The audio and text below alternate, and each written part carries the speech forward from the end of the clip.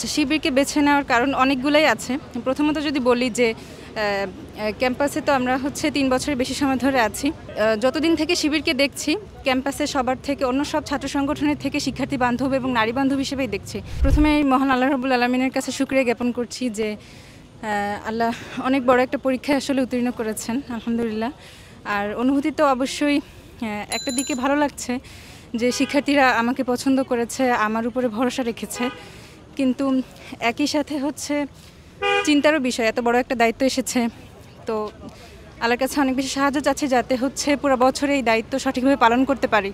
শিক্ষার্থীরা যেভাবে এখন ভরসা রেখেছে বা এখন যেভাবে আস্থার সাথে আমার নামটা তারা চুজ করতে পেরেছে, তো 1 বছর পরে যাতে এই আস্থাটা বজায় থাকে, এটার জন্যই আল্লাহর কাছে অনেক বেশি সাহায্য চাচ্ছি। আচ্ছা, শিবিরকে বেছে নেওয়ার কারণ অনেকগুলাই আছে। প্রথমত যদি বলি যে ক্যাম্পাসে তো আমরা 3 বছরের বেশি সময় ধরে আছি। আর শিবির তো গত বছর ওপেনে কাজ করা শুরু করেছে। তো যতদিন থেকে শিবিরকে দেখছি, ক্যাম্পাসে সবার থেকে অন্য সব ছাত্র সংগঠনের থেকে শিক্ষার্থী বান্ধব এবং নারী বান্ধব হিসেবেই দেখছি। তারা যতগুলো অনুষ্ঠান করেছে বা যতগুলো কাজ করেছে এ পর্যন্ত, সবগুলোই মোটামুটি দেখার সুযোগ হয়েছে কাছ থেকে। তো তখন আমরা তাদেরকে অনেক বেশি শিক্ষার্থী বান্ধবী পেয়েছি এবং শিবির ওপেন হওয়ার পর থেকে শিক্ষার্থীদের জন্য অনেকগুলো কাজ করেছে, যে কাজগুলো অন্য কোনো ছাত্র সংগঠন থেকে পায়নি। আর তাদের মধ্যে আমরা এখনও কোনো অন্তর্কোন্দল দেখতে পাই নাই। কমিটি নিয়ে কোনো সমস্যা বা অন্য কোনো কিছু নিয়ে তাদের মধ্যে কোনো অন্তর্কোন্দল এখনও পর্যন্ত দেখি নাই, যেটা অন্য সংগঠনের মধ্যে দেখা গেছে। মানে তাদের শৃঙ্খলার বিষয়, তাদের শিক্ষার্থী বান্ধব যে বিষয়গুলো, এই বিষয়গুলো বেশি আকৃষ্ট করেছে।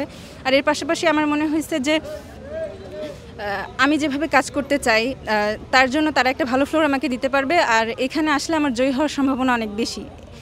এই সব কিছু মিলাই তাদের প্যানেলে আসা। আসলে এটা কোনো হেরে যাওয়া না। যদি 3, 4 জন 6 জন আমরা যে কয়জনই দাঁড়িয়েছি, একজনকেই আসতে হতো সামনে। আর আমরা যে কয়জন দাঁড়িয়েছিলাম সবাই শিক্ষার্থীদের কল্যাণে কাজ করতে চেয়েছি।